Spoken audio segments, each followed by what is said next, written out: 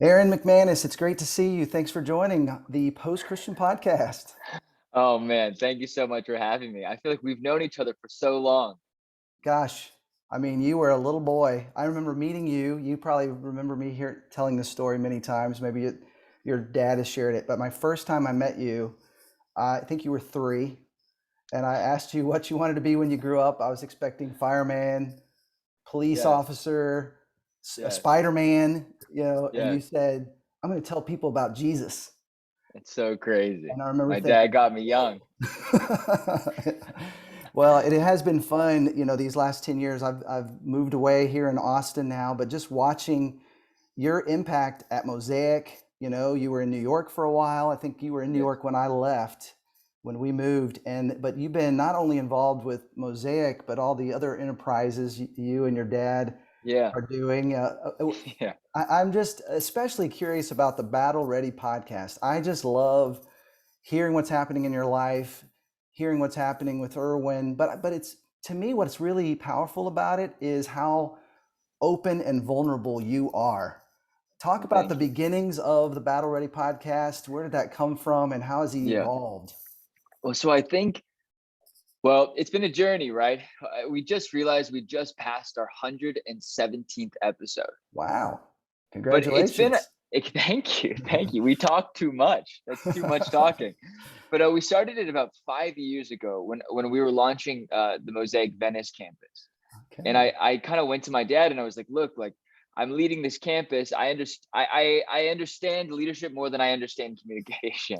So would you come out and just do a series of interviews with me, and we can talk through scripture, we can have like a real life conversation, I can ask you questions, and then we can kind of do our talk like that with like a little kind of altar call at the end. And I don't know why it worked, but it worked. And the thing grew, and it was Wednesday nights, and it was in Santa Monica, which was ironic because Santa Monica and Venice were right Right. next to each other.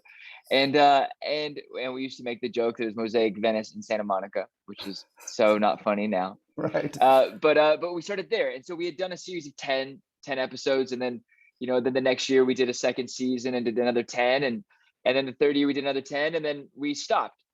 And so COVID happened, and I was like, I'm going crazy. Can we please pick up the Bad Ready podcast again? And my dad was like, sure, let's do it. We're not doing anything else. We were actually shooting a show for another channel, and we decided to just go in his back house and shoot this podcast and have one of our guys edit it, and we just started firing off. And it was a little bit of a different context because I think we felt a little more free to go into politics, to go into church theology or church culture, to go into the business world, to talk about all of it. And it was like it became this kind of free place, especially during like a lockdown. You don't know what a lockdown is because you're in Austin, No, but that's right. We had a couple weeks. You guys had a couple years, I no, think. we were a couple of years, and the beginning for us was bad. Like we Mm. couldn't really leave. We weren't allowed to. We had curfews. We weren't really allowed to leave the house, and if you left, you were definitely shamed. So it kind of became. And I know Texans don't understand that. And I'm a Texan at heart. I was born in Dallas, so That's right. to That's my right. dad, I'm like, there's no curfew. I'm fine. But there wasn't anything to do. So we were focusing on this podcast and really just wanted to ask questions that I think a lot of people were not comfortable to ask. And so that's where it started. And now what it's come into, we started doing it twice a week, plus year and a half. And now it's just on Fridays. And we just ask questions. We like engage with our audience, our friends, and ask big questions. We just did an episode this week that's coming to come out next week called God is Zero, Mm. talking about like the origin story of God. I had a friend ask me like, where does God come from? And so Mm. I asked my dad, like, okay, dad, I don't know the answer to that. Where does God come from? And so we started getting into this kind of origin of God. And so it kind of became this place where like, there's no rules. I think our faith is pretty clear, but this space, we were going like, let's just ask everything and anything and everything of the Son and not feeling awkward about it. And so it's kind of that church adjacent space for us, which is nice. Mm. But we've started lots of fights.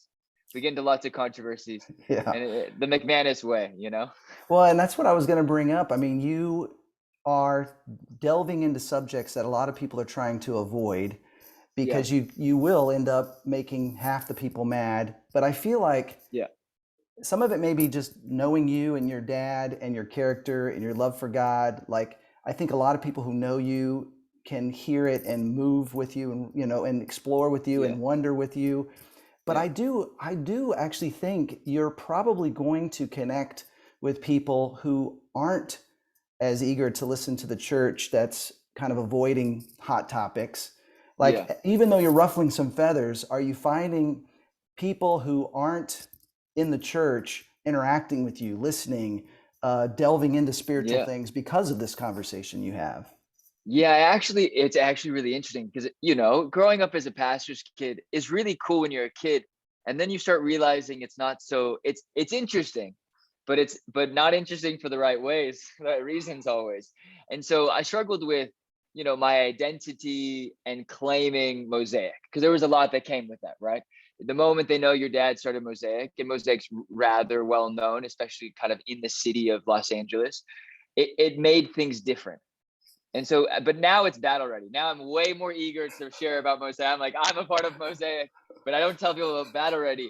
And I woke up, I woke up to a message from one of my really good friends in Miami, and she runs a really cool jewelry company that's absolutely blowing up.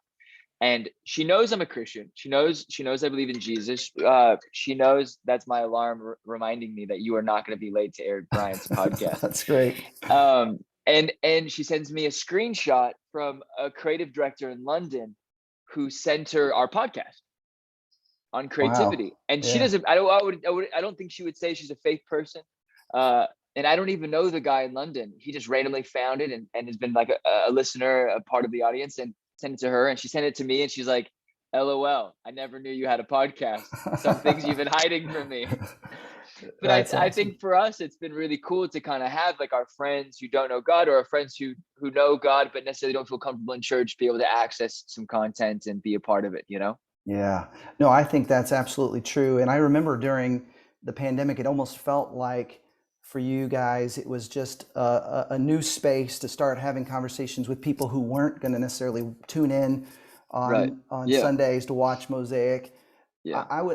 The other day, your dad mentioned a VHS tape I sent him. Yes. Yeah, I it's, have it do in my you? house right now. Yes. I do not know how I ended up with it. I promise I did not steal it when I moved. But your dad texted me, that cost like $1,000 when I first bought it, but it was on Paradigms. And the reason I even Yes. bring it up was part of what intrigued me when I first met your dad. I think it was 1993. He was doing a conference called Leading the Innovative Church. And Wow. innovation in church didn't usually end up in the No. same phrase and sentence. No. I would love to hear about some of the innovations because you've had to innovate these last few years. What are Yes. some of the things that you've been a part of and you've seen Mosaic do well kind of coming into this post pandemic? I wish it was completely past us, but I in this know. new world, what are some ways you guys have been innovating at Mosaic? Yeah. I mean, I think a bit of it, right? Like it was how to mourn quickly. Initially Mm. was that kind of concept of, I was early, I guess, in my leadership. I'd been a part of Mosaic's team, but when I came back from New York, like kind of coming back to my faith and making it my own, I was a mess.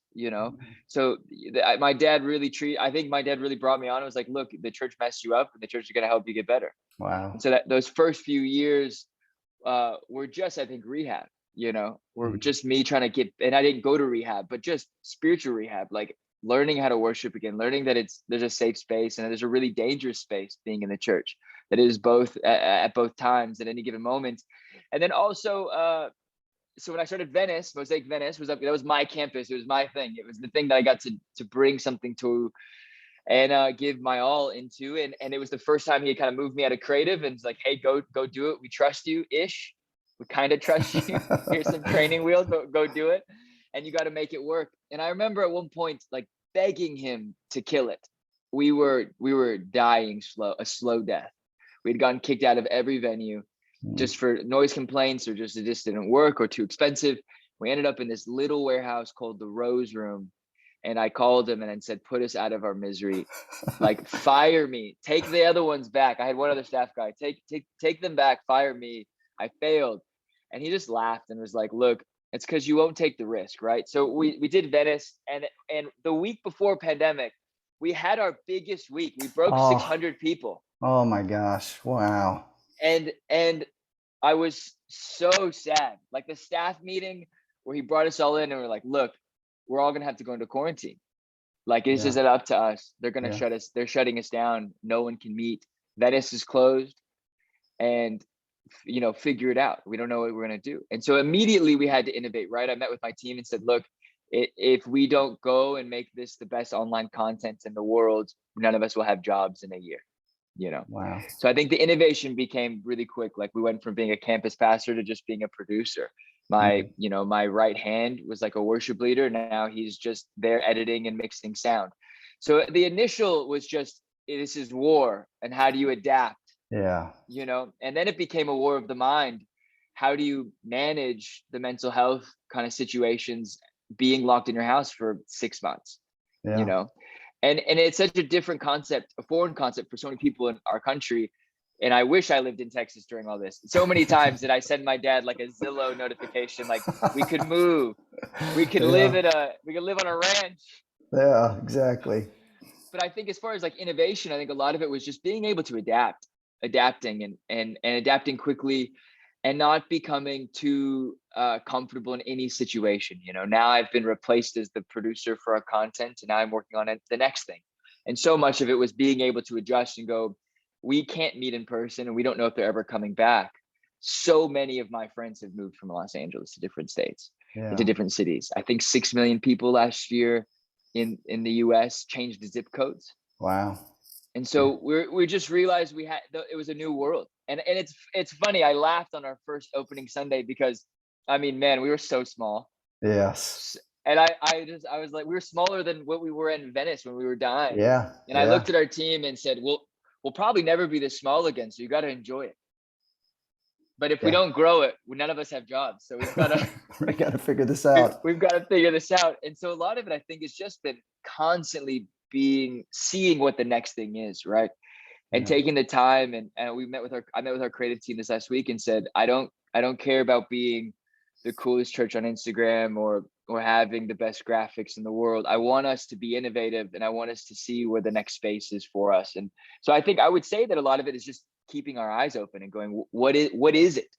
Yeah. And being able to identify it. And so many times, we're behind the ball, but I think a lot of times we're able to just have the eyes to see where the creative tide is going, Well, and that's what I love about, the work that you guys do at Mosaic, and, part of our almost 13 years there was just the way we would try to reach the person who's not being reached by anyone else, that wouldn't be reached by anyone else. Yeah. And that's where you're dabbling with fashion and, working with, even your hat, I think you were part of that company, right? Yeah, I'm not a pagan. My best friend's last name his name is Matt Pagan, and he served professionally for like 10 years.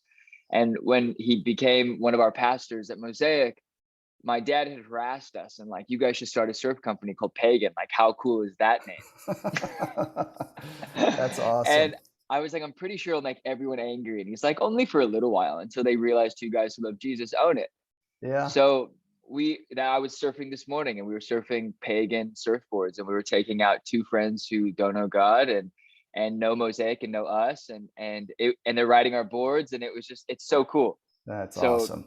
We're trying to create second spaces, third spaces in every like facet of our life. Yeah. Well, and that's what I love. Even as you guys have continued with, really one of the most beautiful online experiences on Sunday. A lot of churches kind of, just survived, but you guys really took things up a notch, and you've added back live and in person, and you've kept both going. How has that been challenging? Ask me in like a month. No, it's been so challenging because you realize that, before COVID, you needed pastors, and it doesn't mean you don't need them now, but we needed editors. We needed guys who could literally cut footage 12 hours a day to turn around a gathering, and then also to do it in Spanish and to do it in the other languages that we're doing it in. So there was just so many different components, and doing like, I guess, live television or pre-recorded and edited content in only 5 days turnaround is really hard. Yeah. You're not doing Netflix in 5 days. No. So to have to like record worship, record a message, to mix and master, to all these things. And then now to like build teams again, and then to just convince your old leaders like, hey, church is good, come back. Right. It's Right. been tough, right? And Yeah. one exciting thing is I would say that, like, every church has people who leave. We've had so many people move away, and we've had so many people go off team, but they got great jobs. They're just Hmm. really busy. So we've found that, like, most of our creatives have just been really working hard, that our Yeah. business guys have just been exhausted working, building their businesses. They're still giving, they're just not coming as often. Isn't that something? It's Yeah. so interesting. We had the exact same experience. I mean, uh, one of the campuses, the one I lead right now, is, we had Yeah, about 800 every Sunday and 400 givers, and now yeah, we have 200 coming and 400 givers, and not all the same 400. We have people right, move, yeah, and part of the thing I've seen you guys do really well, and even curious, because a lot of times when I was at Mosaic, we would innovate.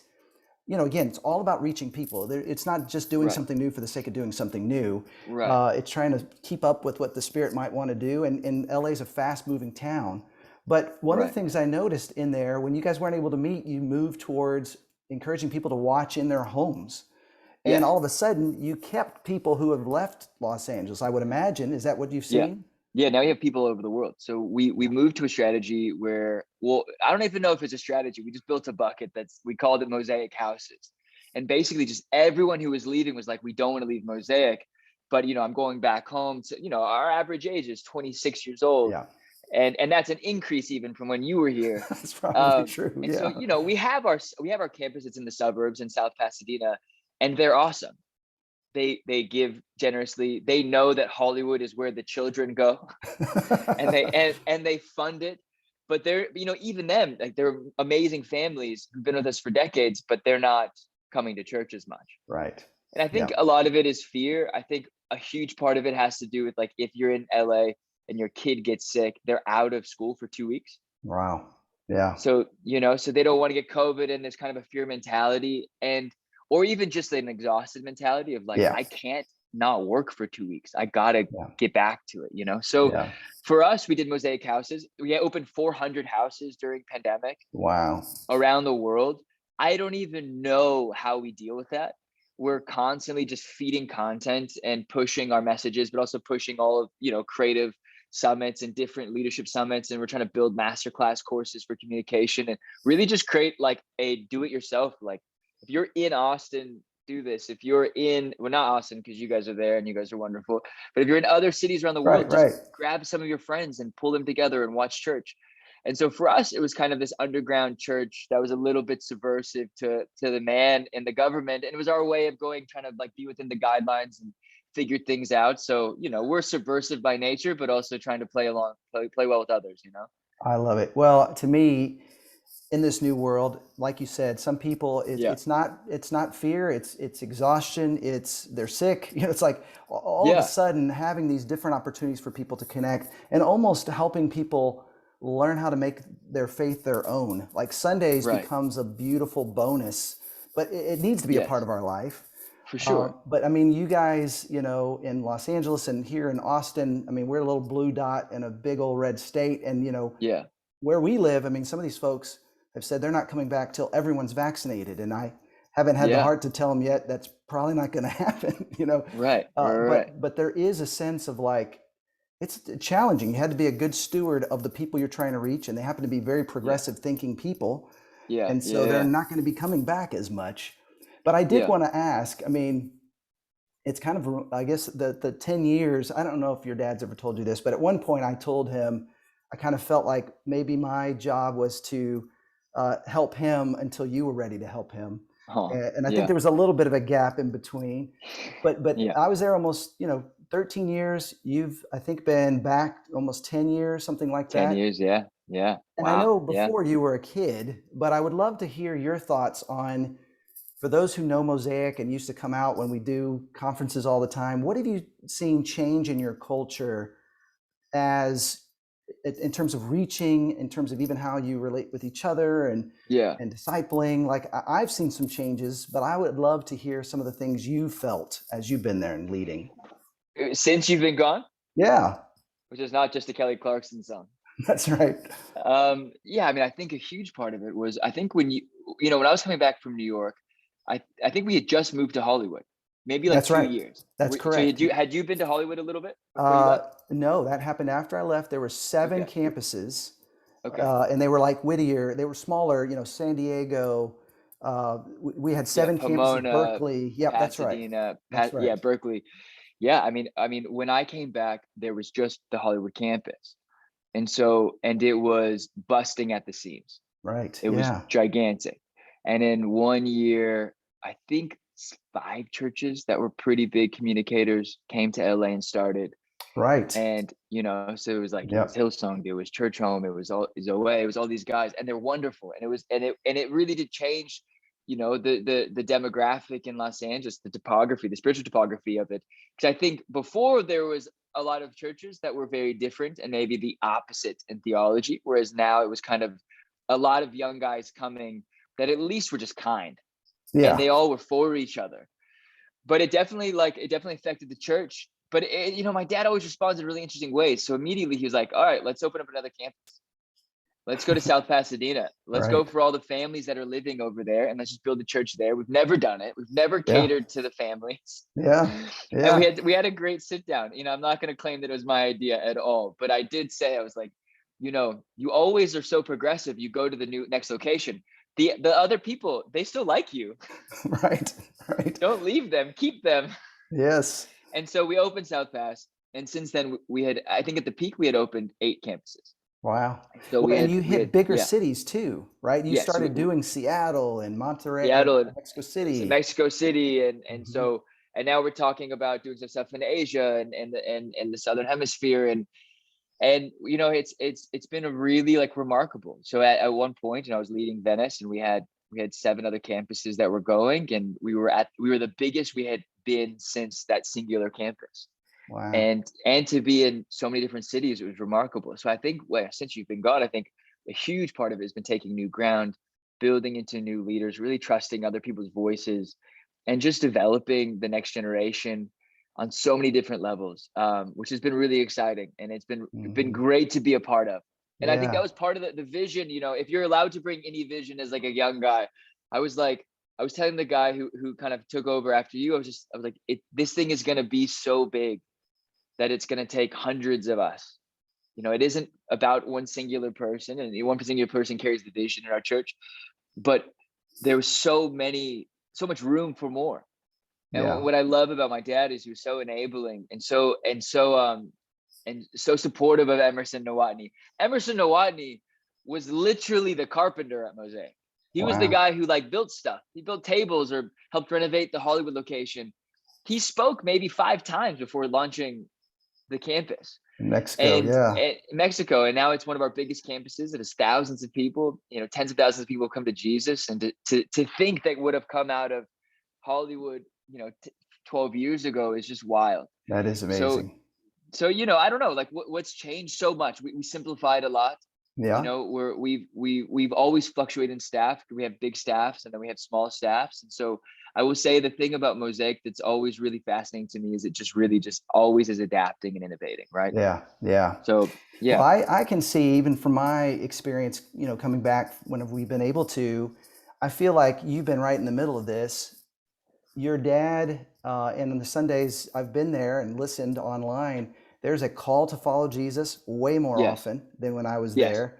There's yes, a increased kind of spiritual temperature, like worship is now yeah, actually a call to do it. I remember yes, sometimes the yes. songs that we'd written were, is this a ballad for your girlfriend or what is this? I yeah, yeah, yeah. I But think it's very explicitly now about Jesus. it's so explicitly about Jesus, and it's I think for us it's just we wanted to make it as simple as we could, right? Like you come in and worship, you might feel a little uncomfortable, but the goal is that it's good enough, and that it's inclusive enough to where you feel like you want to be engaged and be involved. And I love it when friends come and they're like, "Wait, you guys wrote these songs? Hmm. Like they're on you're on Capitol Records. We don't understand. Like why would a Yeah. church be on a record label?" And so it's been a huge gift, right? Like I really do think that God is honored, given us the honor, right, to just put music out there and help build that for the world. And then with the books, but also just the message. Like I think it's really simple, right? We do worship, we have a host, and then we do a message, and we do an altar call, and people come to Jesus. And and it's remarkable, right? And Yeah. so we try not to like reinvent the wheel. I mean, when you were at Mosaic, there was dances, there was art, there was, Mhm. and there is now. It's just in a different way, right? And Yeah. so we're utilizing different tools to kind of be an example of that.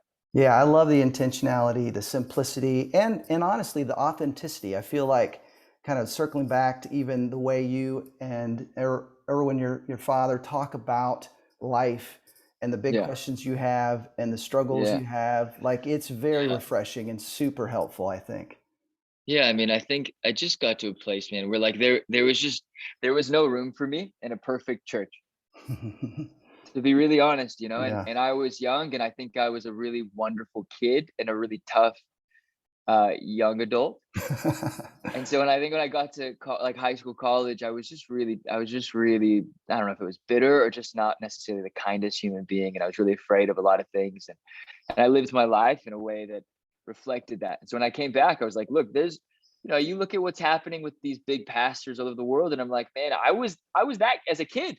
I was just a Yeah. mess, just Yeah. not knowing what was right and Mm. knowing what was right and doing the opposite. And so I'm grateful. Like the thing I love so much about my dad is he gave me space to come to a place of healing, come to a place where the sin wasn't the focus, and I think I was such a mess. It was pouring out everywhere, right? So it Mm. wasn't like I could hide it. I mean, that's one of the first things back. He was like, you need to stop smoking cigarettes, right? And I was like, I'm so sorry. And he's like, no, you just like it's just not good for you. My dad's one of those people who will never throw the Bible at you, who just throw human like logic. Right. Right. Right. Like if you smoke, you'll die. Right. It's like scientifically proven. It's scientific. Don't do it. You're not dealing with like your anxiety and the stuff that's going on inside of you, and maybe just the mess that your soul is in. And so like for me, it's been a healing place. And I had to make that choice, right? Like, am I going to build something that can help people that were like me, or am I going to build something where everyone has to show up and feel as if they had to shower 10 times before they got here? Right. you know Right. and there was and in Mosaic has been the hardest place for me to be at some points, and has been the most wonderful, safest space for me to be, and, Yeah. and others. And so coming back and having the podcast and talking about the things we talk about was probably like a response to not wanting to get canceled. Mm. And also, like, we have celebrities that will come at us, and you guys are a cult, and I'm like, okay, please show us how. Let's logically have a conversation about how we're a cult and answer questions, and we want to answer questions. And so I think a lot of it was just going, how do we have really open conversations that make us feel uncomfortable? We've taken it too far and gotten in trouble. I've definitely gotten calls from my mom saying we needed this episode. um but we want to go further, right? And the goal is never to be provocative for provocative Right. sake. I No. would never call us provocative. I would just say that we're just willing to have the uncomfortable, ugly conversation about things. Yeah. No, that's for sure. And I'm grateful you're doing it. Thanks for sharing a little bit with us today, Aaron. Keep up the Thank you, great Eric. work, and it's great to see you. Thanks for having me.